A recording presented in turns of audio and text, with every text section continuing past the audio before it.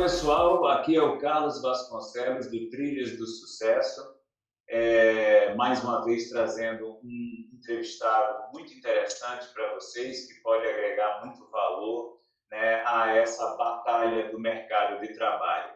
O entrevistado de hoje é o Elcio Ferreira de Mello, muito conhecido meu, né, mas ele além de meu amigo, ele também é proprietário de um escritório de contabilidade muito importante no Distrito Federal, que reúne dezenas de empresas dos mais variados setores.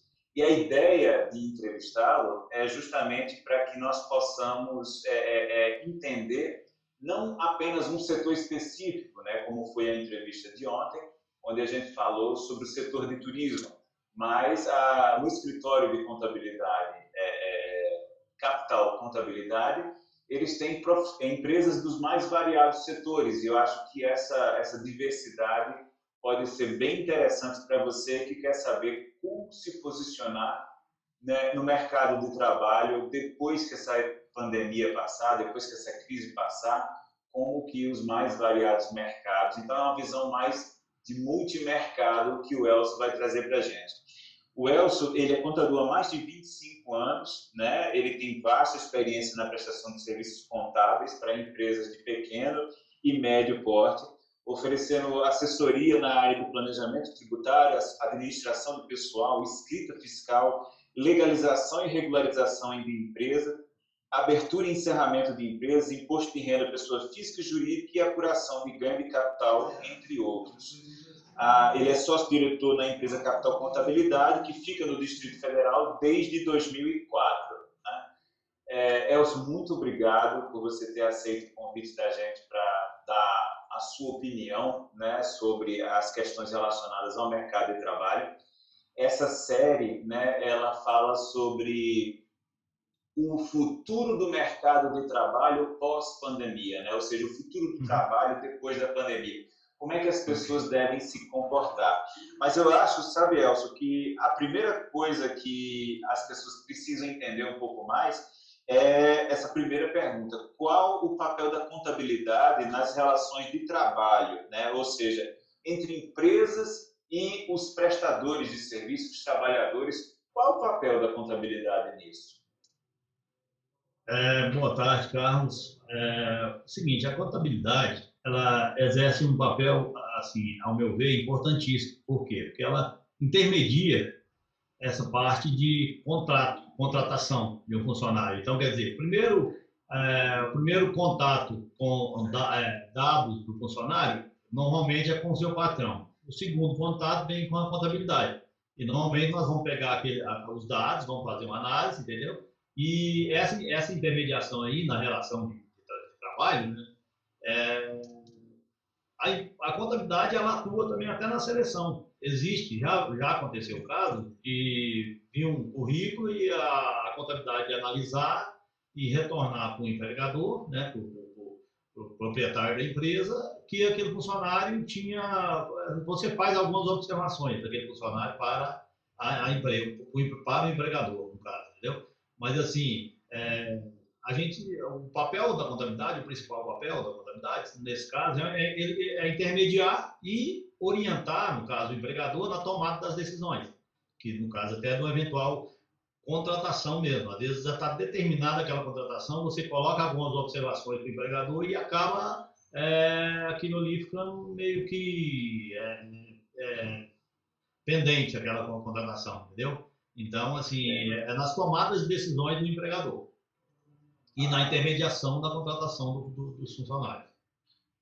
Na prática também, vocês também orientam os funcionários? Por exemplo, o funcionário ele quer tirar férias, ou ele quer entrar com alguma licença, ou ele está com alguma dúvida em relação aos impostos que são cobrados ali, ou em relação à documentação. Vocês também orientam os profissionais também? Orientamos.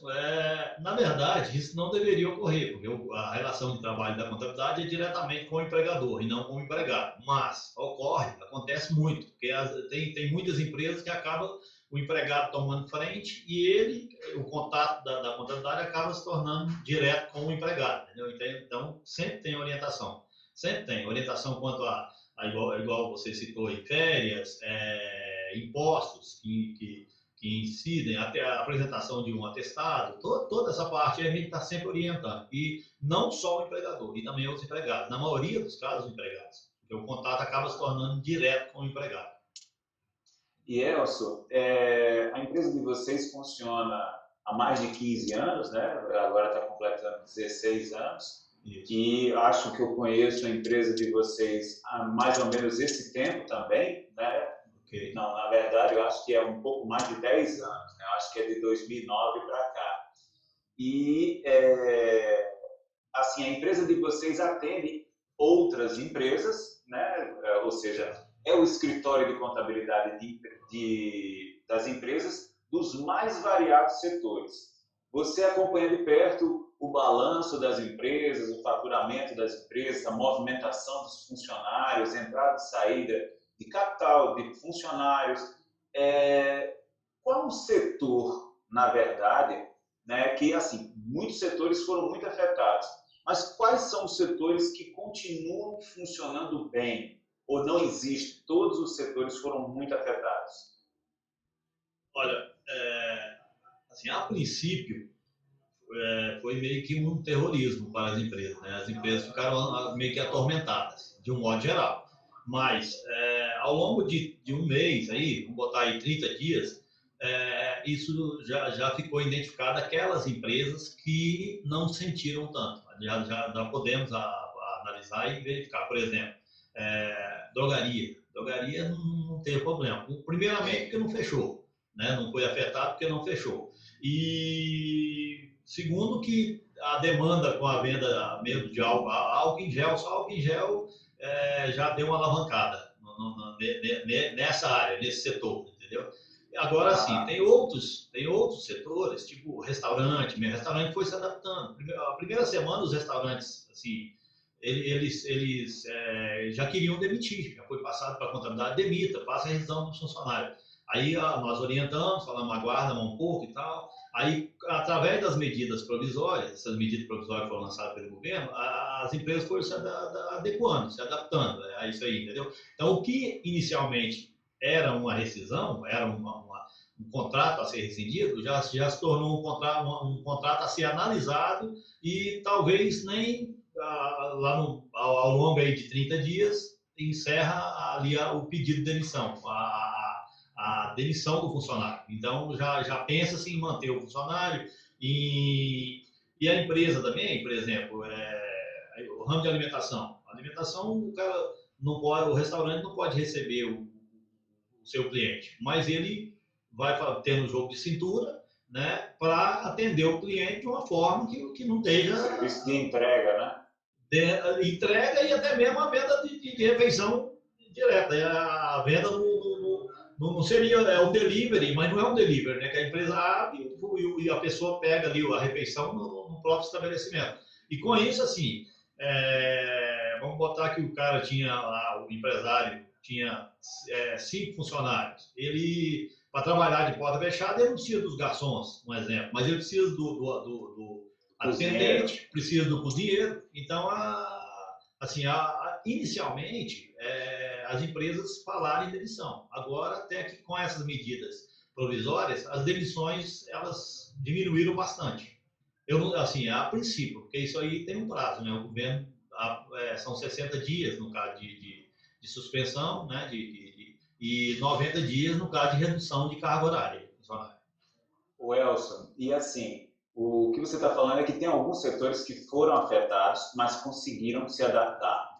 As escolas, por exemplo, e faculdades são exemplos de setores que tiveram muita dificuldade de se adaptar, porque o ensino à distância é uma tecnologia que não se desenvolve do dia para a noite. As escolas foram pegas de surpresa, né? E muitas delas estão com uma situação muito difícil. Existem outros setores, como o que você citou, o de alimentação fora do lar, né? Que são bares, restaurantes e similares, que não apenas migraram para um serviço de delivery, mas também sem aglomeração dentro da empresa, eles conseguem que o usuário vá até a porta, pegue o que ele quis ou o que ele encomendou no telefone e leva para casa sem se aglomerar dentro do estabelecimento. Isso. Agora, existem setores também, Elcio, que a gente acha, né, e aí a ideia de conversar contigo, que a gente acha que eles cresceram. Como você falou, drogarias, né, ou seja, as pessoas estão... o último reduto, né, de salvação das pessoas, são as drogarias, os supermercados, cestas básicas, os empresas de distribuição de cesta básica, né? Pois é. Esses setores, Elcio, na sua opinião... E o delivery também cresceu muito. Sim, eles cresceram ou eles conseguiram manter o mesmo ritmo? Cresceram com a pandemia, com a crise. Cresceram. Assim, eu tenho exemplos de distribuidores de medicamento que teve um aumento considerável de faturamento de um mês. Do mês de fevereiro, que não tinha a pandemia, que não estava a crise, para o mês de março. Teve um aumento considerável, quase dobrando a sua receita, entendeu? Estou dando um exemplo. Aí, mas claro, tem outros exemplos também de drogaria. Também tem drogarias aqui também que melhoraram o seu faturamento. Tinha drogaria que estava pensando até em fechar as portas. E com isso aí ela reergueu, né? Deu uma reerguida e aumentou consideravelmente a sua receita. Tem alguns setores que sim, que aumentaram, entendeu? Eu falo isso, por exemplo, né? Aqui no Distrito Federal ainda está em vigor uma determinação que apenas alguns tipos de estabelecimento podem estar abertos, né? E, por exemplo, lojas que vendem chocolate, que ficam dentro de shoppings e tal, não está nesse nicho, né? Elas estão fechadas. E aí, o que é que eu vi? Não apenas os supermercados estão abertos, né, e com um grande fluxo de pessoas, mas como eles se tornaram também um eixo entre essas empresas que fecharam, que estão fechadas, né, e o consumidor. Por exemplo, na época da Páscoa, existiam empresas que vendem chocolates e ovos da Páscoa que montaram um standzinho dentro do supermercado para poder vender, né? Então, assim, com certeza isso a gente imaginava, né, e a sua fala agora corrobora com isso, de que esses setores expandiram bastante, além do setor de entregas, né, empresas que trabalham com entregas e setores dessa natureza. E, Elcio, agora mudando um pouco de assunto, aí a ideia, sabe assim, Elcio, é perguntar isso para que o nosso público saiba o seguinte: beleza, o cenário é muito ruim, só que de pintar o terrorismo, né, que você falou, a imprensa já está cuidando disso, eu não preciso fazer isso aqui. O nosso público, ele quer saber o seguinte: beleza, se o mundo não acabar, o que é que eu vou fazer da minha vida, né? Então, assim, é claro que o mundo não vai acabar, é claro que a crise econômica é muito significativa e que quem souber quais são os setores que vão estar mais fortalecidos depois dessa crise, ou como se posicionar antes, né, para quando a crise passar estar numa situação melhor, vai estar numa situação mais confortável. Então, assim, com relação às empresas, Elcio, na sua opinião, qual é a maior queixa das empresas em relação aos funcionários antes desse período de crise e agora durante esse período? Olha, Carlos, assim, as empresas queixam muito de falta de empenho do funcionário ao desenvolver sua função na empresa, entendeu? Assim, eu acredito que, claro, qualificação profissional é uma coisa importantíssima, mas essa relação de emprego entre o funcionário com o empregado e empregador, isso é importantíssimo também. Então, assim, no mundo atual, funcionários, eles não estão meio que vestindo a camisa das empresas. Tá? E isso, assim, tá diferente de uns tempos para cá, entendeu? Assim, a falta de dedicação, né, o compromisso do funcionário na execução da função dele, isso aí é o que as empresas mais reclamam. Quanto assim, a formação profissional, essa formação ele vai adquirindo com o decorrer do tempo. Do tempo nas empresas. Tanto que, assim, eu para me tornar um contador, eu comecei a ser um office boy dentro da empresa. Mas para que isso ocorresse, eu não fiquei pulando de galho em galho. Então, eu acho que, assim, até mesmo essa determinação, esse empenho que você tem, essa entrega, né, do funcionário para com a empresa, para com o empregador, a menor, eu acredito assim, a menor rotatividade do funcionário. Hoje em dia, o funcionário trabalha, a gente presencia muito isso, o funcionário trabalha 6 meses, ele já está pensando em receber um seguro-desemprego, já, entendeu? Então, ele não pensa ali em estar desenvolvendo as suas funções, empenhando ali, se dedicando à empresa, para que, com o tempo, ele vai pegando experiência. Essa experiência que ele pega no trabalho, eu considero muito importante. Pois é. Eu estava ontem conversando com o presidente do Brasil Convention e Visitor Bureau. Essa instituição é responsável, né, pelo apoio a todo o setor de turismo no Brasil inteiro, né? E uma coisa que eu falei para ele, mas acho importante repetir aqui, já que você entrou no tema, a qualificação profissional, né, a formação da pessoa, ela é importante, mas ela não é a única coisa que é importante, né?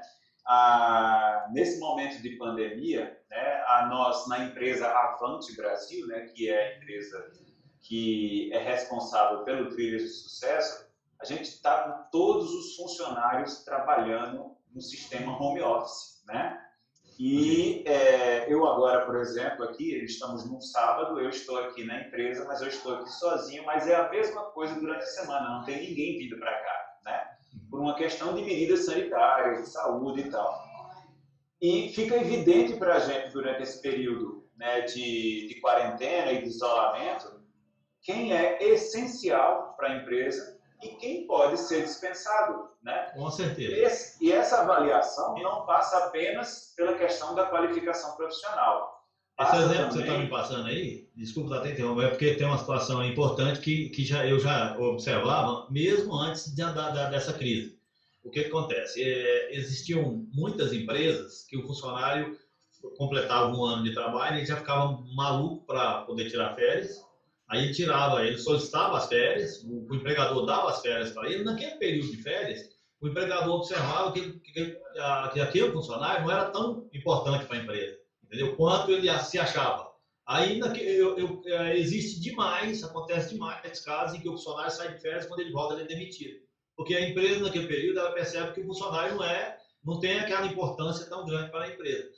É o que vai acontecer agora, nesse período, igual você está dizendo. O pessoal trabalhando em home office e a empresa, mesmo para cortar gasto, ela vai perceber que aquele funcionário ali, ela pode demitir, entendeu? Ela consegue seguir sem aquele funcionário. Pois é, e assim, a gente não está num momento de férias, né? Ou seja, os funcionários, eles estão em casa, né? Alguns, de fato, as empresas que puderam colocaram o funcionário de férias, se ele não tinha muita demanda, e aí fica mais evidente ainda a importância ou não do retorno dele para a empresa, mas tem aqueles funcionários que eles continuam trabalhando no sistema home office. E ao contrário das férias, que são 30 dias, tem gente que já está em home office há mais de 2 meses, né? Então, aí sim, há mais tempo do que o suficiente, ou melhor, mais do que o necessário, para que o proprietário, né, o contratante, ele avalie a real necessidade de ter aquele funcionário ali. Quantas e quantas empresas foram pegas desprevenidas, né, porque a gente, em dezembro, soube que a coisa estava feia na China, em janeiro a gente soube que o negócio tinha tomado a Europa, em fevereiro veio para o Brasil e em março já estava tudo parado. Então, as empresas que não tinham caixa, elas foram realmente surpreendidas, né? Algumas trabalham na modalidade de venda diária, né, para poder fechar o caixa no final do mês e muitas delas foram pegas realmente de surpresa e redução de despesas, sobretudo o custo fixo, né, porque a mão de obra geralmente compõe uma parte muito importante da despesa da empresa mensal. E, então, assim, engajamento, você falou um conjunto de coisas, mas que se pode resumir em uma palavra: engajamento, vestir a camisa da empresa.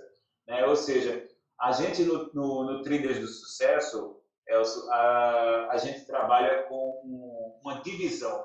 A gente tem a capacitação profissional e a gente tem a qualificação profissional. A capacitação profissional, ela é dividida em habilidades técnicas e emocionais.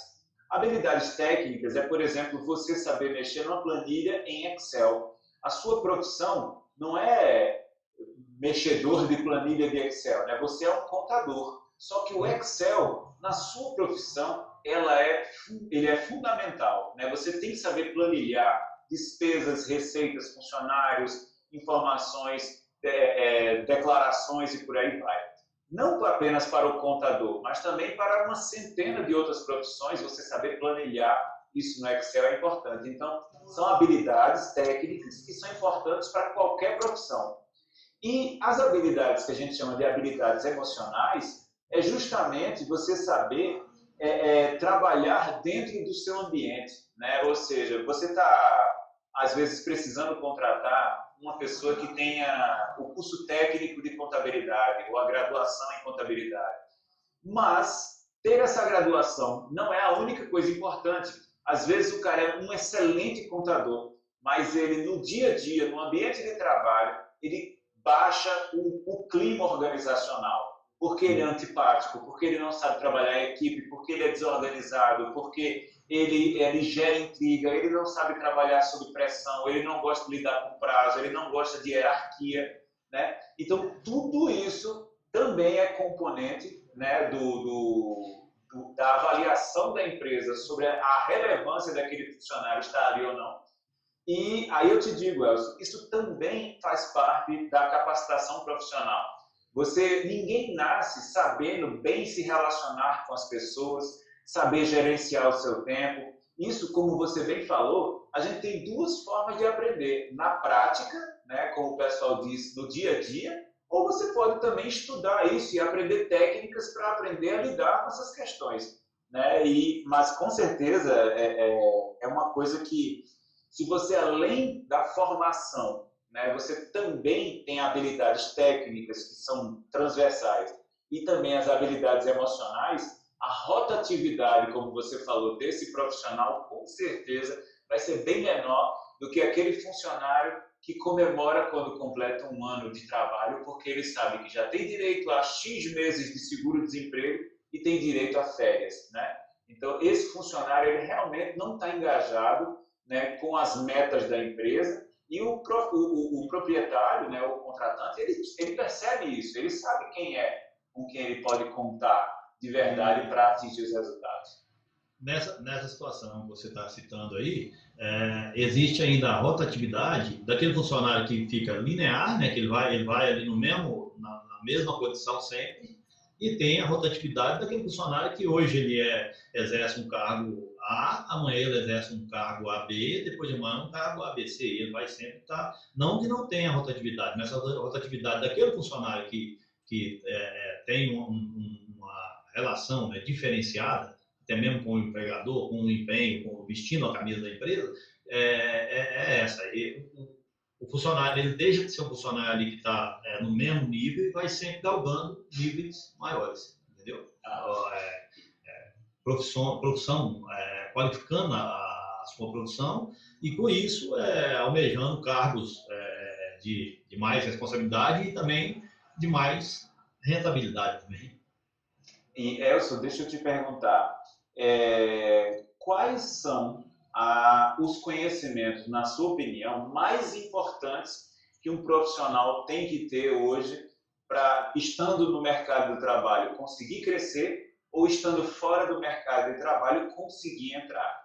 Na sua opinião, por exemplo, desenvolvimento emocional, ou a parte de informática, ou a parte de matemática, ou a parte de relacionamento com o público, o que você considera que é crucial, analisando todos os setores, né? Ou seja, aquilo que é perfil de todos os setores? No meu ponto de vista, é o relacionamento com pessoas. Esse relacionamento no mercado, não seria nem no mercado de trabalho, mas no ambiente de trabalho. O ambiente de trabalho ele faz uma diferença, o relacionamento do funcionário no seu ambiente de trabalho. O que seria? Vamos botar um exemplo assim para ficar mais claro. O funcionário de uma indústria, certo? Que ele é cotado ali, ele é designado para pegar e colocar a etiqueta. A função sua vai ser colocar uma etiqueta no documento, certo? Aí no produto. O produto vai passando na frente dele, ele pegou a etiqueta, é tipo um robotizado.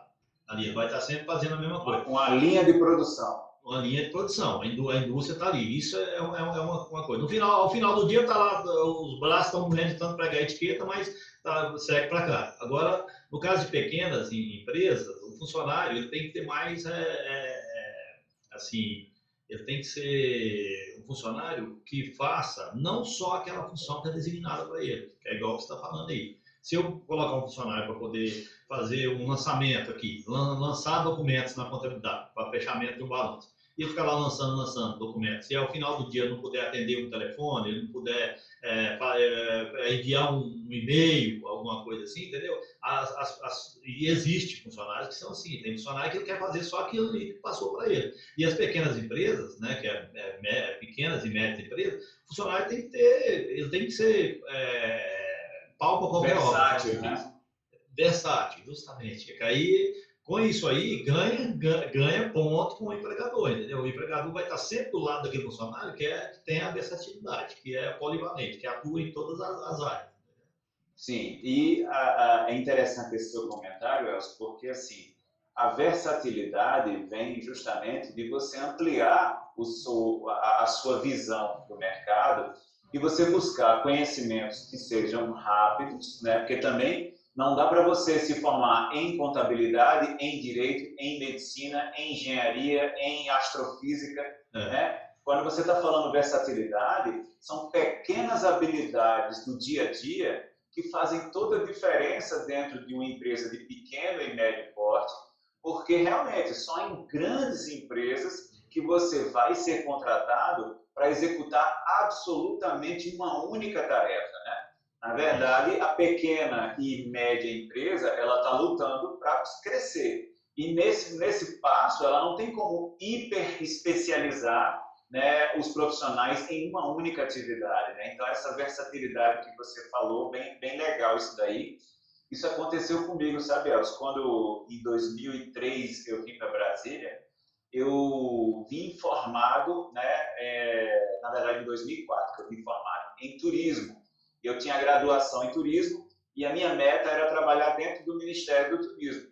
E eu estava super empolgado, porque eu agora já era graduado, né? Eu já era nível superior, já não era mais um mero estagiário, sabe assim? Eu pensava que eu tinha subido num patamar incrível.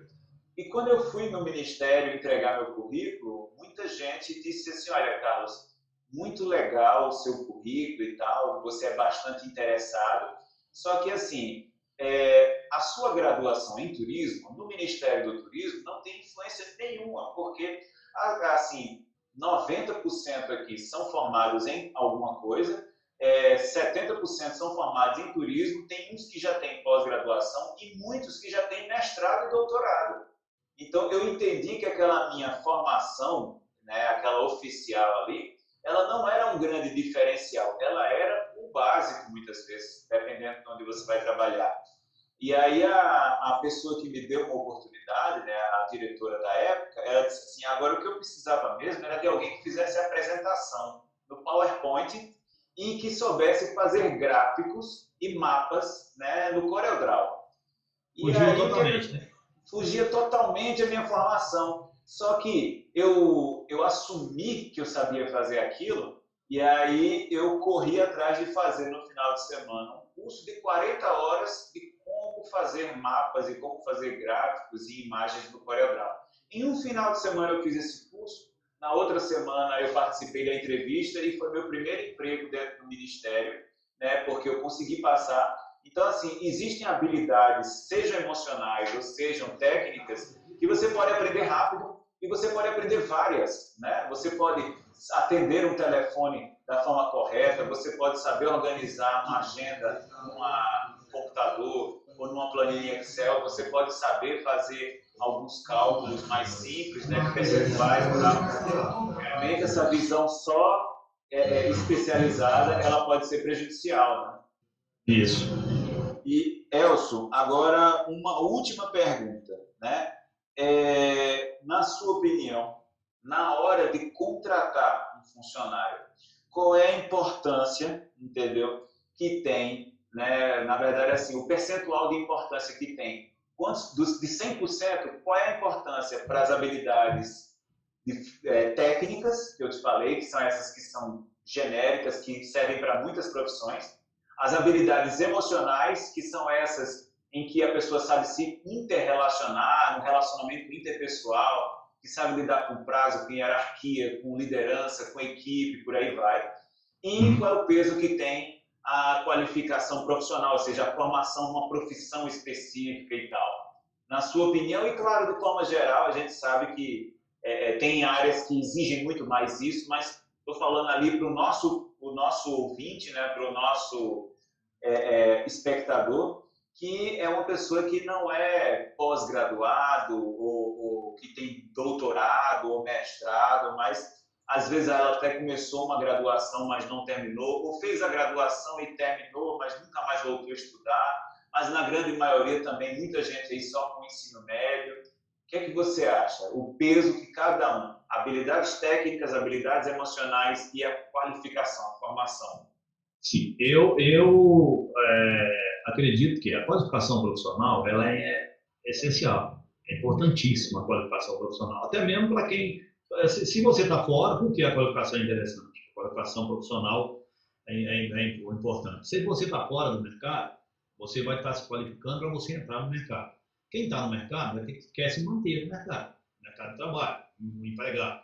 Então, assim, sempre qualificar, sempre procurar melhorar a sua qualificação profissional, mas também não deixar de lado assim, o lado do bom relacionamento com o ambiente de trabalho, que eu valorizo muito isso. Eu não sei se é porque isso é uma qualidade que eu tenho de me relacionar bem com pessoas, entendeu? Então eu valorizo muito essa parte também. Acredito que ela corresponde a uns 50%. Assim, claro, por quê? Um exemplo, vamos botar eu quero contratar aqui um técnico de contabilidade ou um contador para a empresa. Pode, dependendo da conversa que você tiver com a pessoa, certo? O candidato que você escolhe, ele às vezes ele é menos qualificado que o outro. Às vezes, não é sempre isso, claro. Você vai procurar sempre a qualificação, mas você preza também muito pelo bom relacionamento, pelo desempenho da pessoa ali, a forma que a pessoa está como se diz, está te recebendo ali, né? E às vezes inicialmente não dá para você avaliar isso aí, mas ao longo de um mês de trabalho você já consegue avaliar e já consegue ver quem realmente é aquela pessoa dentro do ambiente de trabalho. Sim, a gente fala muito isso. Eu considero que uns 50% é essa parte. Claro, a parte de qualificação profissional é importantíssima. Importantíssimo. Você tem que estar sempre buscando, sempre melhorando a sua qualificação para você mesmo se manter no mercado. Porque o mercado hoje é um mercado muito exigente e as coisas mudam muito rapidamente, né? Muda muito rápido. Tudo está mudando a todo momento. Então, assim, claro, eu considero meio a meio nesse ponto. Eu considero meio a meio. Claro, você tem que ter qualificação e você também tem que ter um bom relacionamento com o ambiente de trabalho. Entendi. É bem interessante essa sua avaliação, porque é a primeira vez que trazem esse olhar para dentro das entrevistas da gente, e eu concordo contigo, sabe?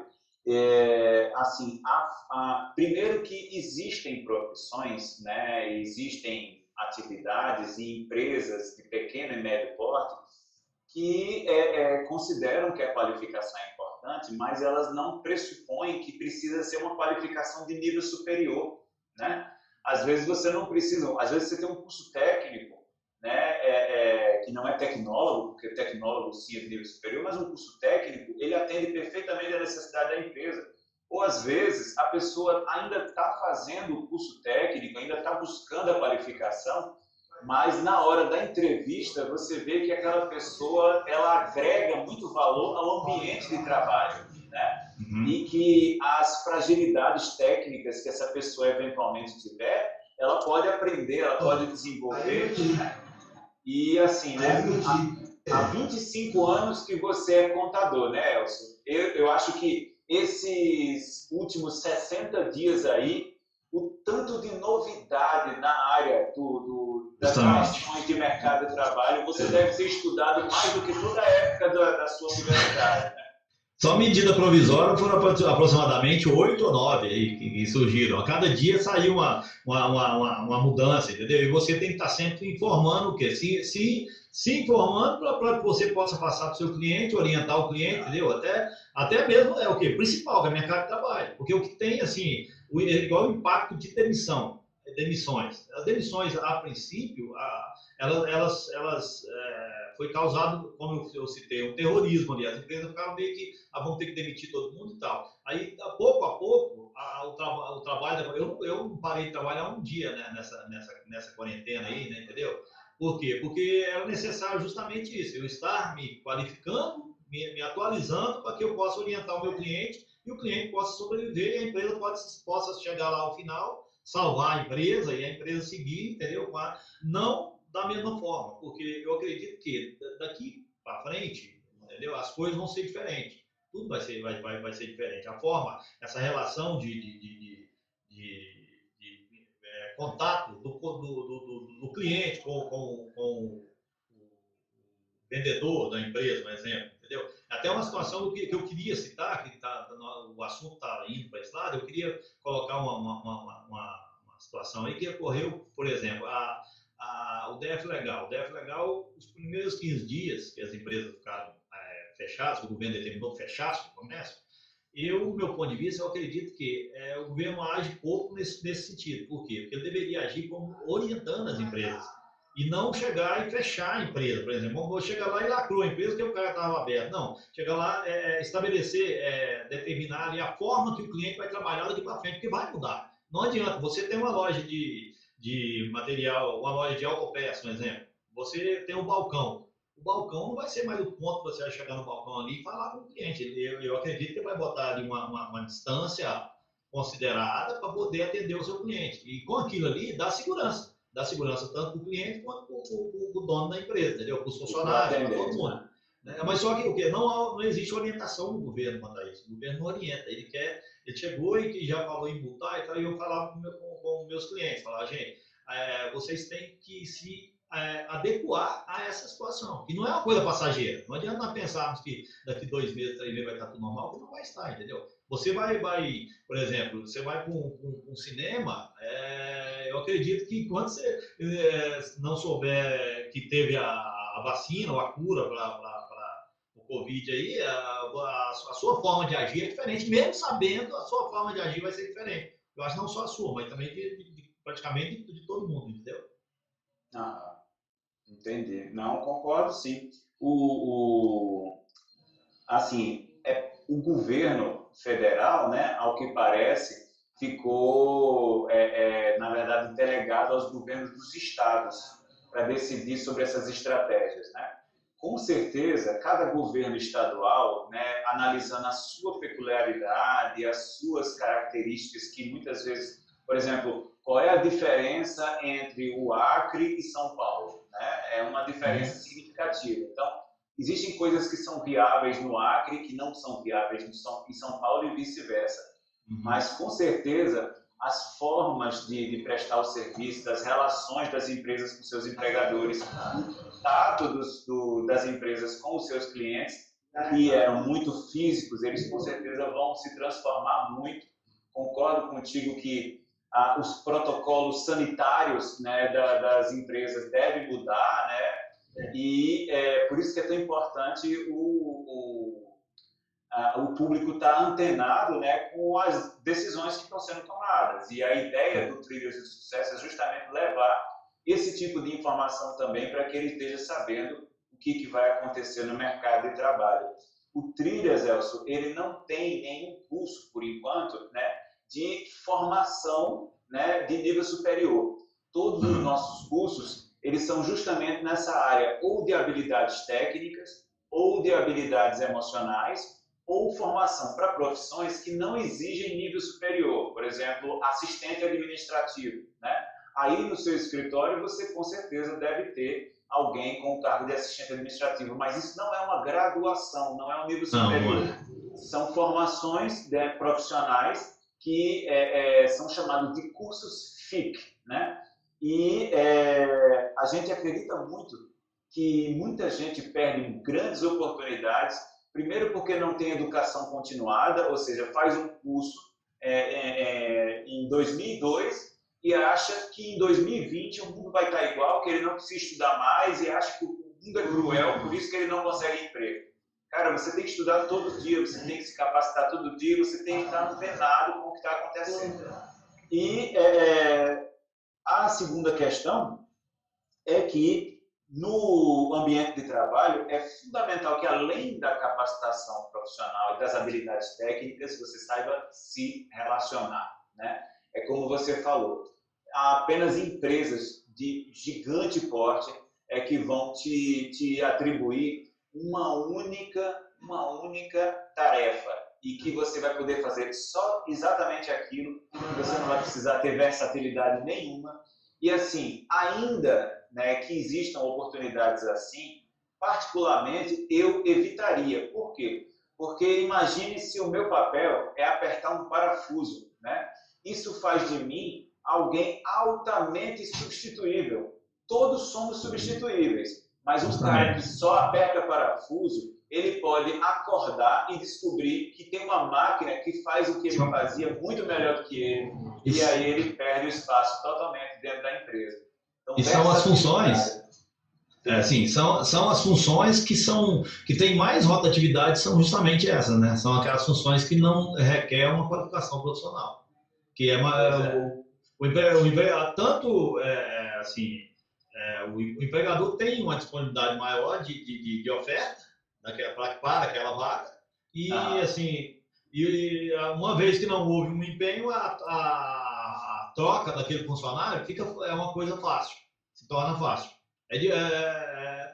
Vamos imaginar, dar um exemplo de uma padaria. A padaria, ela tem o atendente do balcão e tem o padeiro, certo? No caso, o padeiro é mais complicado para você encontrar um padeiro, um profissional bom naquela área ali, do que um atendente do balcão. O atendente saiu hoje, amanhã você tem 5, 10 lá à disposição. Agora já o padeiro, que tem a qualificação profissional, estou dando um exemplo, assim, que é uma qualificação que às vezes requer, o cara consegue até mais mesmo com experiência, né, no dia a dia, mas ele é qualificado para aquela vaga, enquanto que o atendente não desmerece um atendente, claro, mas é mais fácil de trocar, né? Ô Elson, e um padeiro que também é um excelente atendente, esse aí tá garantido, não tá não? Isso é verdade.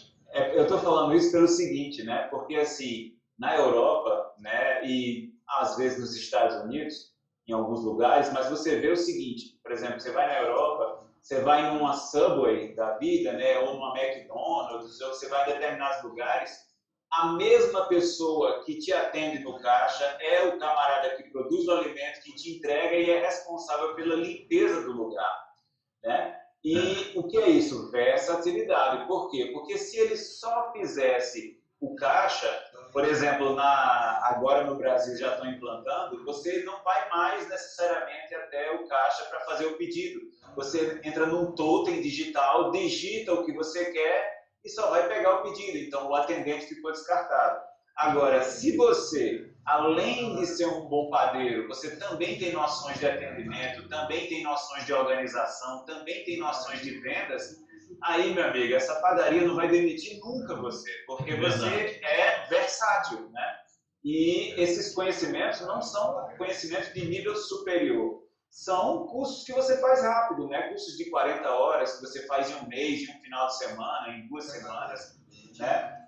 Mas, Elson, era isso que a gente queria conversar contigo. Muito legal a conversa da gente aqui. Acho que quem está ouvindo a gente ou quem está assistindo o vídeo vai sair dessa conversa mais antenado, né? Eu acho que as dicas e o ponto de vista que você tem, ele é muito precioso, ele é muito rico, porque você lida diariamente com várias empresas de vários setores e, principalmente, a contabilidade assume muito esse papel das empresas de intermediar as relações de trabalho. de demitir as pessoas e entender o porquê que elas estão sendo demitidas, ou de contratar as pessoas e entender por que elas estão sendo contratadas. Então, acho que essa entrevista vai ser muito útil e a ideia é justamente ser útil para a nossa audiência.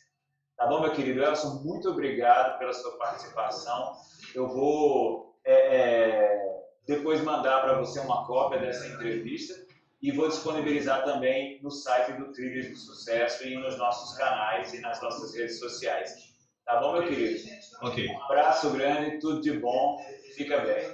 Tá bom, Carlos. Um abração para você e boa tarde. Obrigado aí pela oportunidade. Um abraço. Valeu.